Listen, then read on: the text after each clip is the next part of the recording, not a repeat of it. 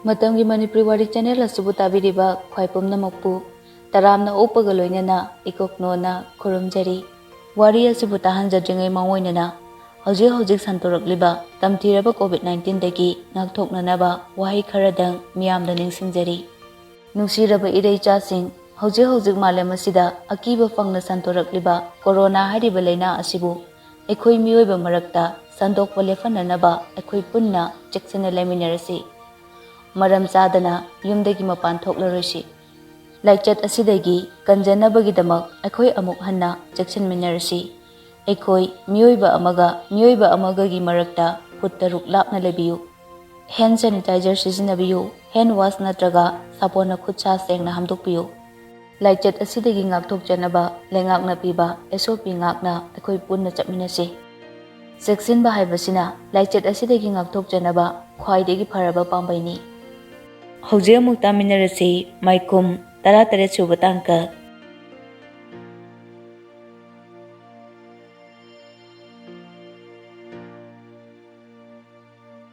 Thanin sukangi Sabitrina thokliba thokdoksigi maramda tijanaba police mateng loroi haibado ngangthokkiba wangakpa mi kidaba nupina haibasu khangi Thanin su haipet noklaga harai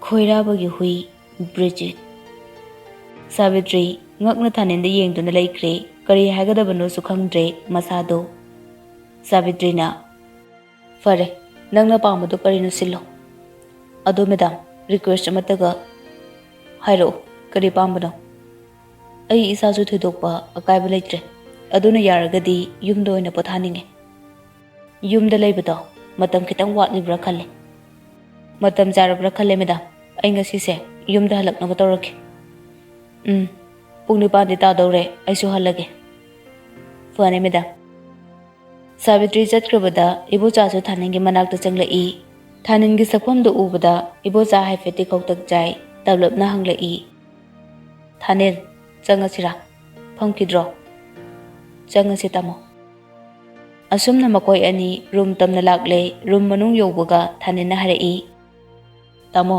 ngasidi yumda halase ibocha ngakna ha karibo aina sida leiraklise kuire ngasi yumda hanaba tawrase Thanin napchadri damado numit marini mangani di laikise medamna kanglagane miwa mutani tamo medamga wari sakrabane aina ibocha dingakna mamikado lauthoklaga Thaninda yengduna lei Thanindi thausadana tumina phamlaga lei somdana Bridget ka khoirabaga phone da wari sari Bridget na sir aishu kanna de honabane adubu mai paktre sinatro Bridget kumde tumina taraga lei khoirabana fare ai noida matam ama pige khara sangna matam sigi manungda thabak mai pa andraba aibu patta haigano sir somdana Thanena yadabadagi namdana nunthilduda yumda hannaba haiduna loshali doctor ga wari sari adubu anaba masana yadabaduda makhoina ju khamba ngamdre boyai chu isho kana langli matam kitang ngaiba si phawba ngamdrabani ne ha anabadu phawba nen hatana naba phangdrabane ba Thanin su thausadana kumlai sida sum leibasisu mi yamna chenai aduna yumda irensana pothabana patro adude ada yumda halase chanbina mane yengsinjani aishu lakani toina migi mayumduda leiraga aisu lakpa yagadro kanana nangbu yengsinbini mina yengsinbagi mathau takhidrane hausipo asu yamna kallasidi ai o pare ai wanganinga leitre nangna thokpa tawro ibocha na boyaibu themjinba oina harai boyai henjina khangano akoi myamsu leidusidi aina tawba yabasu loina tawgani wagano boyai kumde tumina lei asumna Thanin pochai loina loisilaga hannabane haiduna makhada punna kumlai Thanin sungamne haiduna makhongna tapna thoklai yumlomdagi lakiba gari duda Thanin gai bochaga kakhatli boyai di warongna leplaga lei Thanina nokpet tawna boyai da harami ai nangna yadaba karimta tawroi boyai sawgunu chalukhige ko yaubaga call torke boyai karimta kumde tumina adamak leptuna lehawi Thaningi gari tusu yum tamna thaukhre banu du kap ahanba singdo manungda hapchinduna thamkina ba haiduna phadi ahanba amana nana taithokli Thoisu Banugi manakta phamduna lei Mapalomda gari thongjilakhibagi makol tabaduda Thoi Banu da yenglai Banuna Madam Orazara Madam ding asaina thabu chakhradai Thoi khangning ningsinglakhi ngarang thanina mangonda ngasi lakani hairakpado wa amata hairamdana Thoi chakumlomdagi prap chenthokki Banudi ngakna thoigi matauda yengduna lehawi Thoina mangkon yorokpadadi misingdu garidagi kumthaduna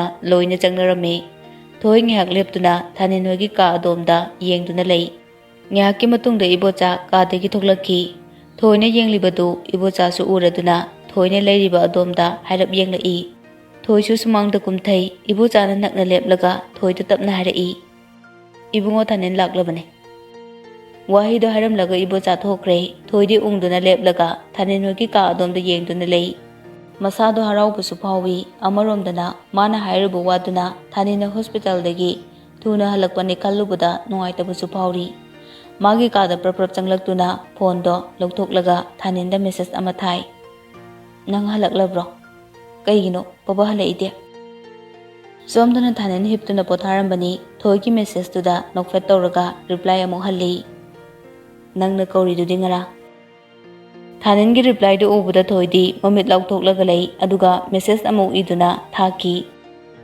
aidi sumna sum pau tambane nangi anabado phajana phabasu odringai tuda yumda halo haikibroina fareda yamna kalle ai kasu tawdre Thoina nang yang hoksne aduda mu tarabro nangna kawge kawraga aingonda ga taisalakanu ko aina nuaitanaba Phagi tawbanida ai isasu kemta tawdre ada sum leibado mi loina jenai na tawbane sida leirasu sapmanai sidi nang sunakna leiba adu orasu phajana kallaga laktawne hoise fare adu nangbu lohongba chatpagido kamaina hainarige dangan bana maga puna chase da haibane ado khangde ai ngan ba haidi aiga tinaba imanabigi mabung singni adudi farak taroidro kari faraknu migi nupadu kamain chapina doino nupa orasu iyamagumbane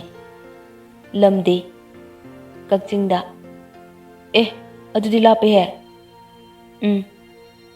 fare nang chatningba natro ai madam da haiki Thoina mamito mathakta yengkhatpa emoji ama thajinki madu ubada thaninsu nokki Numidang waramgi amam angan sinarakpa matamni thanin mapanda ngahong thoklai Savitrina thoklakpaga mapa chanana thengnabaduda thaninda hanglakhi Satpa khotpadi nungaraba natro kasu tawdroba natro Hoi madam fare kasu tawdre fare madam ga wari amta ha hoi imungda sanasilo Savitrina mang tharaga anidu yumyai kada changlai Savitrina Kari haning bano nongbo Thanin momon minok amaga loina na harai Madam na hanasu thoigi chatok chasin aingonda hayo haina sinabaduda thoise mamanabigi lohongba chatkani haiduna aingonda harai ado kamdosige madam Savitri kumpam leite thaninda yenglaba mittu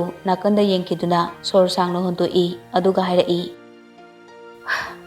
nangsu chatpa yarodabanina thadabana pharoidra Adubu madam aingonda kana hairakpasida atopa angang ama loinaraga chatlanbra kanoma tawrase Hoi madam Thanina mafamdudagi thoklakpaga thoida message ama thai hayengdu chatluro sidagi driver ama tawraga Thoi ngyak wakal tawraga thaninda message ama muk tharai dangan badi maga japina ningagana to chatluranu Thaningi reply do ubada Thoi machindu pomthoktuna lei Mathangi numitni Thoina mayumdagi mi amaga laklage haina nganbada pau phawkre aduga babuga nupa macha amaga loinaraga Thoi lohongphamdu fawba lai lohongba yauraga halakpadu phana thengle Thoi numidangi pung 9 tagadore thengjilakpaduda gari dusu kitang kalap thorai gari do thongna babuna side mirror duda yenglaga machinda tapna solai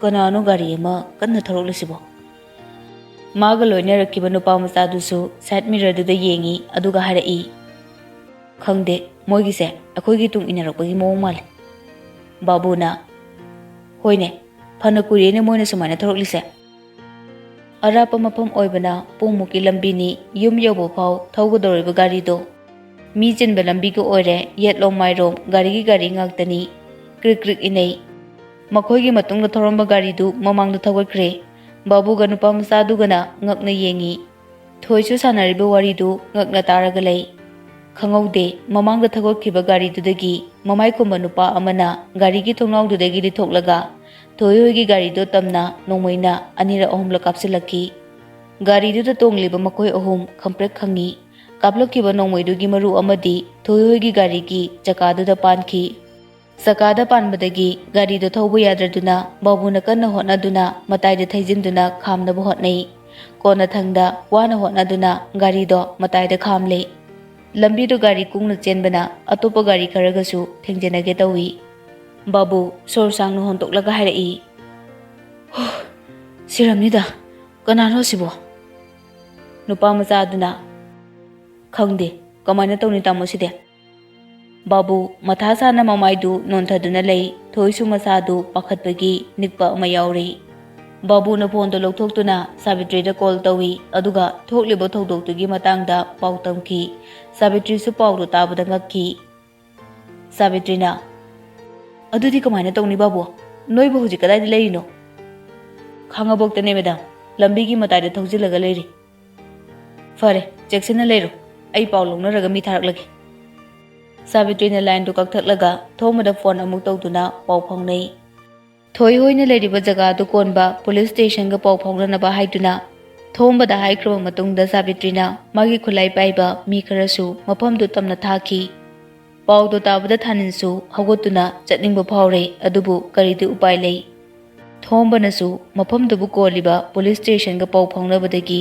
ꯊꯣꯏ ꯍꯣꯏꯅ ꯂꯩꯔꯤꯕ ꯃꯐꯝ ꯑꯗꯨꯗ ꯄꯨꯂꯤꯁꯀꯤ team ꯑꯃꯁꯨ ꯊꯨꯅ ꯂꯥꯛꯈꯤ ꯃꯈꯣꯏꯒꯤ ꯒꯥꯔꯤꯗꯨ ꯊꯅꯝꯂꯒ ꯃꯈꯣꯏ ꯑꯍꯨꯝ ꯄꯨꯂꯤꯁꯁꯤꯡꯗꯨꯒ ꯂꯣꯏꯅꯔꯒ ꯁ꯭ꯇꯦꯁꯟꯗ ꯂꯥꯛꯇꯨꯅ ꯂꯩꯔꯦ ꯑꯣꯁꯤꯅ ꯍꯥꯟꯅ ꯁꯥꯎꯅꯈꯤꯕ ꯌꯦꯠꯅꯈꯤꯕ ꯃꯤꯒꯗꯤ ꯂꯩꯕ꯭ꯔꯣ ꯕꯥꯕꯨꯅ ꯂꯩꯖꯗꯦ ꯁꯥꯔ ꯑꯩꯈꯣꯏꯗꯤ ꯂꯨꯍꯣꯡꯕ ꯆꯠꯆꯔꯨꯕꯅꯦ ꯑꯣꯁꯤꯗꯨꯅ ꯊꯣꯏꯗ ꯑꯃꯨꯛ ꯑꯣꯟꯁꯤꯟꯗꯨꯅ ꯍꯪꯂꯛꯏ ꯁꯣꯝ ꯏꯕꯦꯝꯃꯒꯤꯗꯤ ꯊꯣꯏꯁꯨ ꯂꯩꯇꯦ ꯍꯥꯏꯗꯨꯅ ꯃꯉꯛꯇꯣ ꯍꯥꯏ ꯇꯟꯖꯥꯗꯨꯗ ꯑꯣꯁꯤꯒꯤ ꯐꯣꯟꯗꯨ ꯈꯤꯡꯂꯛꯄꯗꯒꯤ ꯑꯣꯁꯤꯅ ꯐꯣꯟꯗꯨ ꯄꯥꯏꯈꯠꯂꯤ ꯑꯣꯁꯤꯅ ꯁꯥꯔ ꯊꯣꯝꯕꯅ ꯃꯐꯝꯗꯨꯗ ꯆꯠꯂꯨꯔꯕ꯭ꯔꯣ ꯍꯣꯏ ꯁꯥꯔ ꯃꯈꯣꯏꯗꯨ ꯁꯤꯗ ꯄꯨꯖꯔꯛꯂꯦ ꯑꯗꯨꯒ ꯑꯇꯣꯞꯄ ꯇꯤꯝ ꯑꯃꯒꯤ ꯒꯥꯔꯤꯁꯨ ꯃꯐꯝꯗꯨꯗ ꯊꯥꯖꯤꯟꯈ꯭ꯔꯦ ꯁꯥꯔ ꯐꯔꯦ ꯂꯦꯡꯗꯅ ꯂꯩꯍꯜꯂꯣ ꯊꯣꯝꯕꯁꯨ ꯃꯈꯥ ꯇꯥꯕ ꯄꯨꯂꯤꯁ ꯈꯔ ꯂꯣꯏꯅꯔꯒ ꯃꯐꯝꯗꯨꯗ ꯂꯥꯛꯏ ꯁꯣꯝꯗꯅ ꯊꯣꯏꯍꯣꯏꯒꯤ ꯒꯥꯔꯤꯗ ꯅꯣꯡꯃꯩ ꯀꯥꯞꯁꯤꯜꯂꯝꯕ ꯀꯥꯡꯕꯨꯗꯨꯒꯤ ꯒꯥꯔꯤꯗꯨ ꯑꯆꯤꯛꯄ ꯃꯤ ꯆꯪꯅꯗꯕ ꯂꯝꯕꯤ ꯑꯃꯗ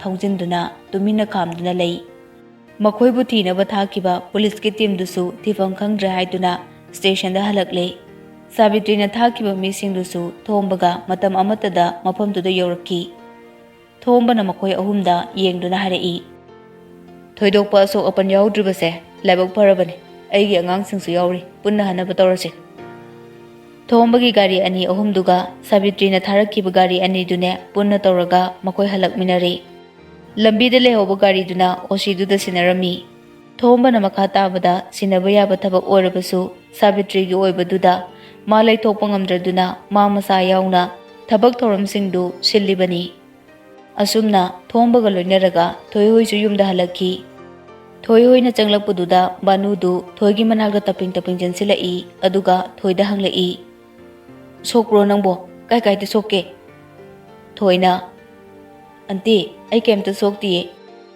ꯁꯥꯕꯤꯇ꯭ꯔꯤ ꯊꯣꯝꯕꯗ ꯌꯦꯡꯗꯨꯅ ꯅꯣꯛꯐꯦꯠ ꯇꯧꯏ ꯁꯥꯕꯤꯇ꯭ꯔꯤꯅ ꯊꯣꯝꯕ ꯅꯪꯒꯤ ꯂꯃꯟꯁꯦ ꯀꯔꯝꯕ ꯃꯇꯝꯗ ꯁꯤꯡꯕ ꯉꯝꯒꯗꯕꯅꯣ ꯈꯪꯗ꯭ꯔꯦ ꯑꯗꯨꯝꯅ ꯍꯥꯏꯕꯤꯒꯅꯨ ꯃꯦꯗꯥꯝ ꯃꯦꯗꯥꯝꯅ ꯍꯥꯏꯔꯛꯄ ꯊꯕꯛ ꯈꯨꯗꯤꯡꯃꯛꯇ ꯑꯩ ꯃꯥꯏ ꯂꯩꯗꯨꯅ ꯀꯔꯤꯁꯨ ꯆꯠꯄ ꯉꯝꯗꯦ ꯃꯇꯥꯡ ꯆꯥꯕ ꯃꯇꯝꯗ ꯑꯩꯒꯤꯁꯨ ꯃꯦꯗꯥꯝꯗꯒꯤ ꯃꯇꯦꯡ ꯌꯥꯝꯅ ꯂꯧꯈꯤꯗꯣꯏꯅꯦ ꯍꯧꯖꯤꯛ ꯇꯧꯔꯤꯁꯤꯗꯤ ꯑꯩꯒꯤ ꯗ꯭ꯌꯨꯇꯤꯅꯦ ꯁꯥꯕꯤꯇ꯭ꯔꯤꯒꯤ ꯊꯕꯛ ꯊꯧꯔꯝ ꯈꯨꯗꯤꯡꯗ ꯊꯣꯝꯕꯅ ꯃꯈꯥ ꯇꯥꯕꯗ ꯏꯟꯊꯣꯛꯇꯅ ꯃꯁꯥꯅ ꯀꯣꯏꯆꯦꯟ ꯆꯦꯟꯗꯨꯅ ꯍꯣꯠꯅꯕꯗꯨꯗ ꯁꯥꯕꯤꯇ꯭ꯔꯤꯁꯨ ꯄꯦꯟꯖꯩ ꯊꯣꯏ ꯏꯃꯨꯡꯗ ꯆꯪꯈ꯭ꯔꯦ ꯊꯥꯅꯤꯟꯁꯨ ꯃꯄꯥꯟꯗ ꯃꯌꯥꯝꯅ ꯋꯥꯔꯤ ꯁꯥꯕꯗꯨ ꯊꯣꯛꯂꯛꯇꯨꯅ ꯌꯦꯡꯉꯤ ꯁꯥꯕꯤꯇ꯭ꯔꯤꯅ ꯃꯅꯨꯡꯗ ꯆꯪꯂꯨꯁꯤꯗꯅ ꯊꯣꯝꯕ ꯌꯥꯔꯅꯤ ꯃꯦꯗꯥꯝ ꯑꯩ ꯑꯁꯣꯝꯗꯁꯨ ꯊꯕꯛ ꯈꯔ ꯂꯩꯍꯧꯔꯤꯌꯦ ꯌꯨꯝꯗꯔꯥ ꯍꯣꯏ ꯃꯦꯗꯥꯝ ꯑꯉꯥꯡꯁꯤꯡꯅ ꯉꯁꯤꯁꯦ ꯃꯄꯥꯝꯒꯤ ꯃꯤ ꯂꯥꯛꯀꯅꯤ ꯄꯨꯟꯅ ꯆꯥꯛ ꯆꯥꯁꯦ ꯍꯥꯏꯍꯧꯕꯅꯤ ꯂꯥꯛꯇ꯭ꯔꯦ ꯍꯥꯏꯔꯝꯂꯅꯤ ꯑꯩ ꯑꯣ ꯅꯪꯁꯨ ꯏꯆꯦꯟ ꯆꯦꯟꯅꯔꯦ ꯇꯧꯔꯤꯁꯦ ꯐꯔꯦ ꯐꯔꯦ ꯌꯧꯔꯣ ꯃꯇꯨꯡꯗ ꯀꯔꯤꯅꯣ ꯑꯃꯨꯛ ꯆꯥꯃꯤꯟꯅꯕ ꯍꯥꯏꯕꯗꯨꯅꯤ ꯍꯣꯏ ꯃꯦꯗꯥꯝ ꯌꯧꯖꯔꯒꯦ ꯊꯣꯝꯕ ꯍꯣꯏꯁꯨ ꯍꯟꯈ꯭ꯔꯕꯗ ꯁꯥꯕꯤꯇ꯭ꯔꯤ ꯂꯦꯞꯇꯨꯅ ꯂꯩꯔꯤꯕ ꯊꯥꯅꯤꯟꯗ ꯍꯥꯏꯐꯦꯠ ꯌꯦꯡꯂꯝꯂꯒ ꯏꯃꯨꯡꯗ ꯆꯪꯈꯤ ꯊꯣꯛꯂꯤꯕ ꯊꯧꯗꯣꯛꯇꯨ ꯈꯣꯏꯔꯥꯕꯒꯤ ꯃꯤꯅ ꯇꯧꯕ ꯁꯣꯏꯗꯅ ꯑꯣꯏꯒꯅꯤ ꯍꯥꯏꯕ ꯊꯥꯅꯤꯟ ꯈꯪꯉꯤ ꯊꯣꯏꯗꯤ ꯅꯨꯡꯇꯤꯒꯤ ꯕꯥꯕꯨꯅ ꯀꯣꯂꯦꯖ ꯊꯤꯟꯗꯣꯛ ꯊꯤꯟꯖꯤꯟ ꯇꯧꯔꯤ ꯋꯦꯟꯗꯤꯒ ꯂꯣꯏꯅꯅ ꯃꯔꯛꯁꯤꯗ ꯑꯁꯣꯏ ꯑꯉꯥꯝ ꯊꯣꯛꯂꯕꯗꯤ ꯀꯝꯗꯧꯕ ꯍꯥꯏꯅ ꯊꯥꯅꯤꯟ ꯋꯥꯈꯜꯗꯨ ꯋꯥꯏ ꯃꯥ ꯃꯁꯥꯗꯨ ꯐꯖꯅ ꯀꯟꯕ ꯑꯣꯏꯗ꯭ꯔꯤꯕꯅꯤꯅ ꯇꯟꯖꯥꯗꯨꯗ ꯅꯤꯡꯁꯤꯡꯂꯛꯈꯤ ꯕ꯭ꯔꯤꯖꯤꯠꯅ ꯎꯁꯤꯠꯇꯅ ꯅꯣꯛꯈꯤꯕ ꯃꯉꯣꯟꯗ ꯀꯔꯦꯝꯅꯗꯨꯅ ꯋꯥꯍꯩ ꯀꯌꯥ ꯍꯥꯏꯈꯤꯕ ꯃꯗꯨ ꯄꯨꯝꯕꯗꯨ ꯅꯤꯡꯁꯤꯡꯂꯛꯄꯗ ꯊꯥꯅꯤꯟ ꯑꯁꯥꯎꯕꯒꯤ ꯃꯩꯅ ꯃꯁꯥꯗꯣ ꯌꯣꯝꯁꯤꯜꯂꯛꯈꯤ ꯏꯒꯤ ꯈꯣꯡꯖꯦꯜꯁꯨ ꯀꯟꯈꯠꯂꯛꯈꯤ ꯃꯌꯥ ꯀ꯭ꯔꯛ ꯀ꯭ꯔꯛ ꯆꯤꯛꯇꯨꯅ ꯃꯆꯤꯟꯗ ꯇꯞꯅ ꯁꯣꯜꯂꯛꯈꯤ ꯕ꯭ꯔꯤꯖꯤꯠ ꯊꯦꯡꯅꯕ ꯃꯐꯝꯗ ꯑꯩꯅ ꯅꯪꯕꯨꯗꯤ ꯂꯦꯝꯅ ꯊꯥꯔꯣꯏ ꯁꯣꯝꯗꯅ ꯊꯣꯏꯍꯣꯏꯗ ꯅꯣꯡꯃꯩꯅ ꯀꯥꯞꯁꯤꯜꯂꯛꯄ ꯅꯨꯄꯥꯁꯤꯡꯗꯨ ꯕ꯭ꯔꯤꯖꯤꯠꯀ ꯋꯥꯔꯤ ꯁꯥꯔꯤ ꯒꯥꯔꯤ ꯃꯅꯨꯡꯗꯨꯗ ꯕ꯭ꯔꯤꯖꯤꯠꯅ ꯑꯗꯨꯇꯁꯨ ꯃꯥꯏ ꯄꯥꯛꯍꯜꯂꯨ ꯅꯣꯏꯕꯣ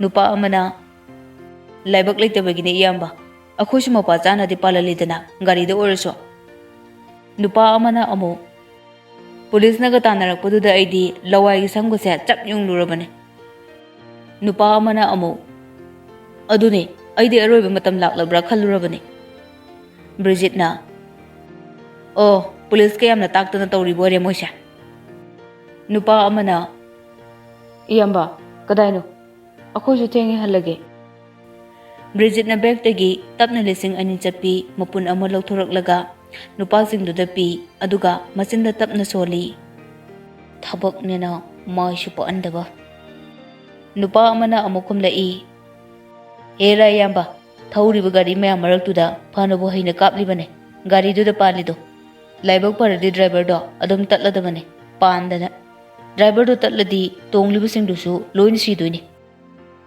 ꯅꯨꯄꯥ ꯑꯃꯅ ꯑꯃꯨꯛ ꯃꯇꯝ ꯌꯥꯝꯅ ꯂꯩꯔꯤꯁꯦ ꯃꯇꯨꯡꯗꯁꯨ ꯄꯥꯎ ꯐꯥꯎꯔꯛꯑꯣ ꯑꯁꯤ ꯍꯥꯏꯔꯒ ꯅꯨꯄꯥ ꯑꯍꯨꯝꯗꯣ ꯁꯦꯜꯗꯨ ꯄꯨꯗꯨꯅ ꯆꯠꯈ꯭ꯔꯦ ꯕ꯭ꯔꯤꯖꯤꯠꯇꯤ ꯃꯈꯣꯏꯕꯨ ꯃꯇꯨꯡꯗꯒꯤ ꯃꯃꯤꯠ ꯄꯩꯅ ꯌꯦꯡꯗꯨꯅ ꯂꯩꯍꯧꯏ ꯅꯨꯄꯥꯁꯤꯡꯗꯨ ꯃꯥꯅ ꯈꯣꯏꯔꯥꯕ ꯈꯪꯍꯟꯗꯅ ꯇꯣꯉꯥꯟꯅ ꯅꯦꯛꯄ ꯃꯤꯁꯤꯡꯅꯤ ꯁꯣꯝꯗꯅ ꯕꯣꯔꯤꯁꯇꯨ ꯃꯃꯥꯟꯅꯕ ꯍꯣꯏꯗ ꯆꯥꯛ ꯆꯥꯕꯗꯒꯤ ꯊꯦꯡꯂꯦ ꯍꯥꯏꯗꯨꯅ ꯃꯌꯨꯝꯗ ꯍꯟꯅꯕ ꯊꯣꯛꯂꯛꯏ ꯃꯃꯥꯟꯅꯕꯅ ꯑꯗꯨꯗꯤ ꯑꯩ ꯑꯃꯨꯛ ꯂꯩꯍꯧꯔꯒꯦꯀꯣ ꯕꯣꯔꯤꯁꯅ ꯍꯣꯏ ꯍꯣꯏ ꯂꯩꯍꯧꯔꯣ ꯌꯨꯝ ꯌꯧꯕꯒ ꯄꯥꯎ ꯍꯥꯏꯔꯛꯎꯀꯣ ꯍꯣꯏ ꯕꯣꯔꯤꯁ ꯃꯥꯒꯤ ꯕꯥꯏꯛꯇꯨ ꯊꯧꯗꯨꯅ ꯃꯌꯨꯝ ꯇꯝꯅ ꯂꯥꯛꯂꯦ ꯂꯝꯕꯤꯗ ꯂꯥꯛꯄꯗ ꯃꯥꯒꯤ ꯅꯥꯀꯟꯗ ꯌꯥꯝꯅ ꯂꯥꯡꯕ ꯒꯥꯔꯤ ꯑꯃꯁꯨ ꯊꯧꯔꯛꯂꯝꯃꯤ ꯒꯥꯔꯤ ꯃꯅꯨꯡꯗꯨ ꯏꯁꯩꯒ ꯌꯥꯝꯅ ꯍꯧꯅ ꯊꯥꯏ ꯕꯣꯔꯤꯁꯅ ꯂꯩꯊꯣꯛꯇꯨꯅ ꯌꯦꯡꯂꯨꯕꯗ ꯃꯅꯨꯡꯗ ꯇꯣꯡꯂꯤꯕ ꯅꯨꯄꯥꯁꯤꯡꯗꯨ ꯕꯣꯔꯤꯁꯅ ꯍꯥꯟꯅ ꯈꯪꯈ꯭ꯔꯕ ꯃꯤ ꯑꯣꯏꯔꯝꯃꯤ ꯒꯥꯔꯤꯗꯣ ꯀꯟꯅ ꯊꯧꯈꯤꯕꯗꯨꯗ ꯕꯣꯔꯤꯁꯁꯨ ꯃꯥꯒꯤ ꯕꯥꯏꯛꯇꯣ ꯀꯟꯅ ꯊꯧꯒꯠꯇꯨꯅ ꯒꯥꯔꯤꯗꯨꯒꯤ ꯃꯇꯨꯡꯗ ꯏꯟꯅꯈꯤ ꯒꯥꯔꯤ ꯃꯅꯨꯡꯗ ꯌꯥꯎꯔꯤꯕ ꯅꯨꯄꯥ ꯑꯍꯨꯝꯗꯨꯁꯨ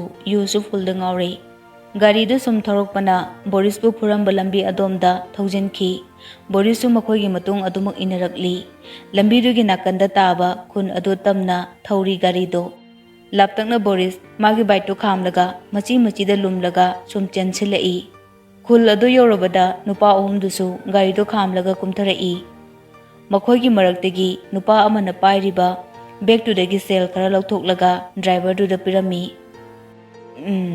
ꯁꯦ ꯁꯤꯅ ꯅꯪꯒꯤ ꯁꯔꯨꯛ ꯌꯧꯈ꯭ꯔꯣ ꯕꯥꯏ ꯑꯍꯨꯝꯗꯣ ꯃꯈꯨꯠ ꯍꯥꯏꯗꯨꯅ ꯆꯪꯈꯤ ꯗ꯭ꯔꯥꯏꯚꯔꯗꯨꯁꯨ ꯒꯥꯔꯤꯗꯣ ꯑꯃꯨꯛ ꯊꯧꯗꯣꯔꯛꯈꯤ ꯕꯣꯔꯤꯁꯁꯨ ꯂꯨꯝꯗꯨꯅ ꯉꯥꯏꯍꯥꯛ ꯌꯦꯡꯂꯝꯂꯒ ꯃꯥꯒꯤ ꯕꯥꯏꯛꯇꯣ ꯊꯧꯗꯣꯔꯛꯇꯨꯅ ꯌꯨꯝ ꯇꯝꯅ ꯍꯜꯂꯛꯂꯦ ꯅꯣꯡ ꯅꯤꯅꯤ ꯍꯧꯈ꯭ꯔꯦ ꯃꯔꯛꯇꯨꯗ ꯊꯣꯏꯒ ꯊꯥꯅꯤꯟꯒꯁꯨ ꯋꯥꯔꯤ ꯑꯃꯨꯛꯇ ꯁꯥꯟꯅꯈꯤꯗ꯭ꯔꯤ ꯅꯤꯡꯊꯝꯊꯥ ꯑꯣꯏꯕꯒꯤ ꯅꯨꯃꯤꯠꯇꯨꯁꯨ ꯉꯟꯅ ꯇꯥꯕ ꯃꯇꯝꯅꯤ ꯊꯣꯏ ꯍꯣꯏꯅ ꯀꯣꯂꯦꯖꯇꯒꯤ ꯍꯜꯂꯛꯂꯒ ꯆꯔꯥ ꯋꯥꯟꯕ ꯈꯣꯠꯄ ꯇꯧꯔꯤꯉꯩꯗ ꯌꯥꯆꯪꯕ ꯍꯥꯏꯕꯗꯣ ꯑꯗꯨꯝ ꯑꯣꯏ ꯊꯥꯅꯤꯟꯗꯤ ꯀꯥ ꯃꯅꯨꯡꯗ ꯂꯩꯕꯗꯨ ꯑꯋꯥꯕ ꯑꯃ ꯑꯣꯏꯔꯗꯨꯅ ꯂꯩꯀꯣꯜꯗ ꯊꯣꯛꯂꯛꯇꯨꯅ ꯂꯂꯤꯇꯥꯒ ꯋꯥꯔꯤ ꯁꯥꯟꯅꯔꯝꯃꯤ ꯂꯂꯤꯇꯥꯅ ꯈꯪꯗ꯭ꯔꯦ ꯏꯕꯨꯡꯉꯣ ꯑꯐꯕ ꯂꯥꯏꯕꯛ ꯍꯥꯏꯕꯗꯨꯗꯤ ꯅꯠꯇꯦ ꯀꯔꯤꯅꯣ ꯇꯧꯒꯗꯕꯁꯦ ꯍꯤꯡꯕꯁꯦ ꯌꯥꯝꯅ ꯂꯨꯒꯗꯧꯔꯦ ꯍꯧꯖꯤꯛꯇꯤ ꯏꯆꯥꯅꯨꯄꯤꯗꯣ ꯀꯔꯤ ꯍꯣꯠꯅꯔꯤꯒꯦ ꯏꯅꯦ ꯀꯔꯤꯕꯨꯗꯤ ꯇꯧꯔꯨꯅꯤ ꯐꯤ ꯁꯥꯗꯅ ꯑꯗꯨꯝ ꯂꯩꯔꯦꯗꯅ ꯍꯌꯦꯡ ꯃꯆꯥ ꯑꯄꯤꯛꯄꯁꯤꯅ ꯃꯍꯩ ꯃꯁꯤꯡ ꯇꯝꯂꯛꯄ ꯃꯇꯝꯗꯅ ꯀꯝꯗꯧꯕ ꯃꯁꯤ ꯍꯦꯛ ꯈꯜꯂꯨꯕꯗꯅꯦ ꯀꯣꯛꯀꯁꯦ ꯉꯥꯎꯔꯕꯅꯦ ꯏꯅꯦꯕꯨ ꯀꯅꯥꯅ ꯍꯟꯅꯨꯏ ꯍꯥꯏꯔꯤꯅꯣ ꯑꯁꯨꯛ ꯀꯜꯂꯤꯁꯤꯗꯤ ꯂꯥꯏꯔꯤꯛ ꯇꯝꯕ ꯍꯥꯏꯕꯗꯨꯗꯤ ꯃꯇꯝ ꯃꯇꯝꯗꯨꯒꯤ ꯉꯝꯅꯕ ꯑꯗꯨꯝ ꯍꯣꯠꯅꯈ꯭ꯔꯗꯧꯅꯤ ꯑꯗꯨꯅ ꯇꯨꯡꯒꯤ ꯈꯜꯂꯒ ꯀꯥ ꯍꯦꯟꯅ ꯋꯥꯁꯤꯟꯕꯁꯨ ꯐꯠꯇꯕ꯭ꯔꯥ ꯈꯜꯂꯦ ꯏꯅꯦ ꯑꯩꯒꯤ ꯏꯌꯥꯗꯣ ꯐꯅꯗꯤ ꯐꯕ꯭ꯔꯥ ꯍꯥꯏꯅ ꯈꯜꯂꯨꯕꯅꯤ ꯑꯗꯨꯕꯨ ꯃꯕꯨꯛ ꯌꯥꯝꯅ ꯂꯨꯕ ꯑꯉꯥꯡ ꯑꯣꯏꯔꯝꯂꯦ Thanin tumina nontaduna tai Lalita su makha tarai. Icha asibu pana nusibibra khanbane. Adubu kadaidagini nupi ama hek loksilakdana pumnamak kaibane. Ha, afa nungaigi wari natte da ibungo. Natte, nangbu nasa khara kankhalabro. Hoine, phare, kasu thudokpa tawdre. Oh, phai. Soon ganu. Noina sokna leibase, ine nungaite ne. Yengo, akhoi thoise, irang langjadana lejarambane. Kadomdagi humlakpa nushit no khangde. Mana handak chahi ama ane sida honglaklibase. Thanin tumina adumaktai Lalita su tarumliba thabaktu leplaga thaninda yengduna harai. Noishu angangse ningthijana loinu. Waro pulogodaba tawganu. Lalita gi wahaiduda Thanin Lalita da ngakna yenglaki. Lalita di Thanina yenglaklidu udaba saraga hagotki aduga amu makha tarai. Angangse maraibak thirabane. Noina su pukning nungsigadaba wa haibiganu. Them naudana ningthijana loina biu. Ine su changlage nang phamawkidro. Hoi ine. Lalita na tholokpada thoisu lekolduda changlokpaga mapa chana thengnei. Thaninga Lalita ga wari sanabado thoinasu lekol manungdudagi lapna urami. Lalita na ibungo Thaninsu manungda phamawbane. Asiyaram laga Lalita adum changkre. Thoisu Thaninna phamlibadugi manak tamna changlai. Thaninsu thoida hairap yenglaga nokfet tawrai. Thoi Thaningi manakta changchilaktuna phami. Thaninna nan kaisida tholoktrido kadorage. Thoina ai isase kara nungaitabadu tholoktabane. Kari tawraba. Asiyaraga Thaninna thoigi laibakta makutna hairap thengi aduga amu hairai. Sidi saine hidakam tu chadrubo. Thoisu chade haiduna mangakto hairai. Thaninna hidak tisidasu leramgani. Nabado wadro. Karigino hidak chadridubo. Lao hidak charuse. Asiyaraga Thanin hagotuna thoigi makhuto pairaga hairap chingi andubu thoina Thaninbu chingthaduna amuk phamalli. Thoina chadrasu yaraniba khara pharabane. Nangna nahanke mapan tholoktridu adugira. Karigino engonda hairaktrida. Makhoida haiba talasu engonda hayu haiba natro aina. Thoi mamitu ituk tuktharaga Thaninda yenglai. Thaninna yengo haiba nati. Engonda haiba kaidoge haiba. Nathanda sum kaada khanga lairido. Thoi tapna Thaninda yengduna hairai. Nangonda haidawdo nangsu naraga lairiduda aina kamaina haiduino. Thoina moli adumna hairakpaduda Thanin thoida yenglaga kantak hairai. Aidi pharasidi. Aina phana kanna naduna leirasu nangna darkar leiradi engonda hairakadobane. Matungda hairage. Thanin nganglambado chap leplaga mamaidu mamangda ontuna leiki. Thoidi Thaninda kiruk yengduna hairai. Nang loina farabo. Phare. Kemta tawdrobo. Noi college da tindok tinin tawbusu ngamlani. Thillanu. Kababuna adum thinjarani. Thanin thoida yenglaga. Karige. Nang amu shokani. Thanin tumina leithoktuna leikre. Thoidi Thaninda kiruk yengduna Thanina kari hairakpa haina yengli. Thaninsu thoida amuk hairap yenglaga hanglai. Kadorage. Nang naraga leibise ai nuwaite. Thoido masaga khara ngamdabaduda mabukning nungsirakduna pehok torokki. Thaninsu thoigi mawongduda themlakki. Ai kallasidi phare hawani. Natte ngasi college atlubu natro. Ngarangdi nang yaukide chatpado Wendy mathanda chaki. Chatlui. Class yaubado fajana ngambro. Nasado fajana kallaga chatlasu yai. Chatta yadabagine. Numisu tarakle hairani karino hida ama chasalusu lao. Thoi tapna hagotli Thaninsu hagolai aduga makhoi anidu tungda mangda thokminarai. Thaninna mathakta leramo ai hida puraklage. Thoisu karimta hairamdana manungda changkre. Thaninsu hidaktu kana-kanadano hangnaraga laurakle aduga ising bottle ama pairaga kadagi thoklai. Mana tholokpada mapachana na ibochaga thengnaki. Ibochana Kadai nangdia, mamsilok torene. Thanin na kasu chalu tamo. Asiyaram laga thanin adumuk chatkre, ibocha su thanin na chatkibaduda matungdagi yengduna lehawi.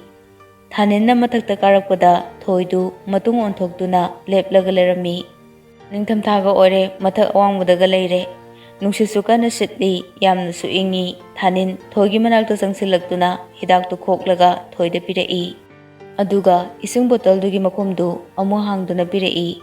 Thoisu thanin na pirakliba hidaktu logduna chasilli. Thoi masadu insinglaktuna makut aniduna maringjum anidu konsili. Nungsika sitpaduda ingbudi phajana ingle makhadana wendina laigi dup thari. Aniduna mathaktagi yengli warisu amata sanade. Ngahaki matungda thaninna tapna harai. Yamni ingladina sado pararo janglase. Thaninna atumna harakpaduda thoi thaninda yenglai thaninsu amu harai. Kumtharase leninglibo. Thoina kummagi. Ado henjila ade engona message tharakpa kawgunuko. Ine hoidusa hayuko. Hoi haike. Thoi kumthakre thanindi mathaktuda ngak leori numitna kam thengna mayumda changkhraba matamduda thanin makhada kumtharakki mathak tamna kariba stairdu atopa leiriba ka singduga pundana tongana pochai thamnaba ka dugi nakanda lei thaninna kumtharakpada tanja chana wendiga thengnaki thaninna mathakta karuge hariro wendina da thanin su karubra Hoi, yam ingbane. Wendy, thaninda harap noksalamlaga mathakta kakre. Thanin sumagi kada changkre. Thanin na changlapang hak oibaga ibocha su taha changlaklaga harai. Angang nang ngamdauri he. Thanin di ibocha gi wahiduda ngakna yenglaga hanglaki. Kedoroge tamo. Kedobunati mathakta kari wari jiktarui noba. Thanin khangprek khangna khumpang khangdana lei ibochana amukwa makha tarai lekondagi hentoroktana ingkhrabasida mathakta amu romance haurene na as tamo mitani ba hai aingondaga lotpadi yaroi ko aine yengge yauna yenglibani nang senaribani ne lona Thanin tofong khangdana makhutuna laibakta hotlaga lei ibochana Kaishu kaidina yamba koidi nasana bu yanaradi pumnamak yare adubu nang chekti cheksaluko Thanin karimta kumde tumina lei